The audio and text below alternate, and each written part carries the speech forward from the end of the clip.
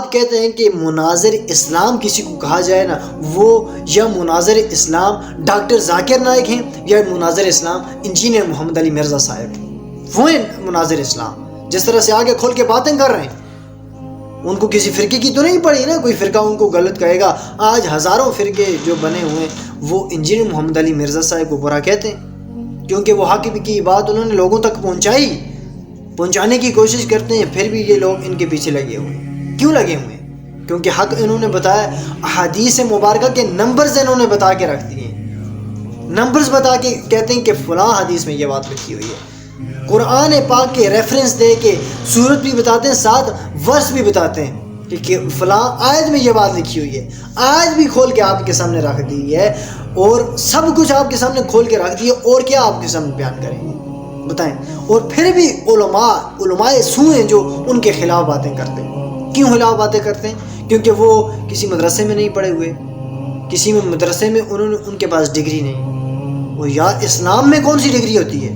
بلغوا عنی ولو آیہ، صحیح بخاری کی حدیث کہ پہنچا دو میرا پیغام چاہے ایک آیت ہی کیوں نہ ہو۔ اس کے ذریعے سے وہ اسلام کی دعوت نہ دیں، لوگوں کو نہ بتائیں، آشنا نہ کرے، جس باتوں سے آج تک امت مسلمہ کو اس بات سے روکا گیا ہے، سنیوں کو اس بات سے روکا گیا ہے کہ اہل بیت علیہم السلام کے ساتھ علیہ السلام نہیں لگا سکتے آپ، آج تک روکا گیا، آج بھی روک رہے ہیں۔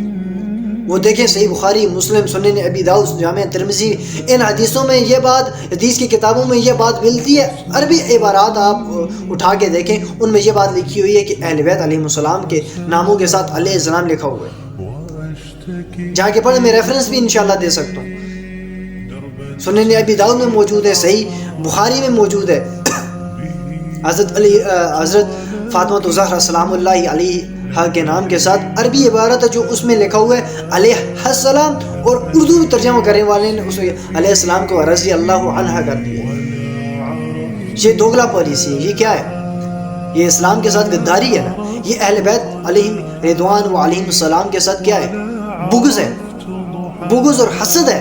صحابہ کرام علیہم رضوان کا مرتبہ اونچا کرتے کرتے انہوں نے اہل بیت علیہم السلام کا مرتبہ نیچے کر دیا، الیعوذ باللہ تعالی، جس کے بارے میں نبی صلی اللہ علیہ وسلم نے فرمایا، المستدرک للحاکم میں حدیث موجود ہے کہ ایک شخص مقام ابراہیم حجر اسود کے درمیان پوری زندگی کھڑا ہو کے نمازیں پڑھتا رہے اور روزے رکھتا رہے، اگر اس کے دل میں میرے اہل بیت کے بارے میں بغض ہوا، وہ جہنم میں جائے گا، جنت میں نہیں جائے گا۔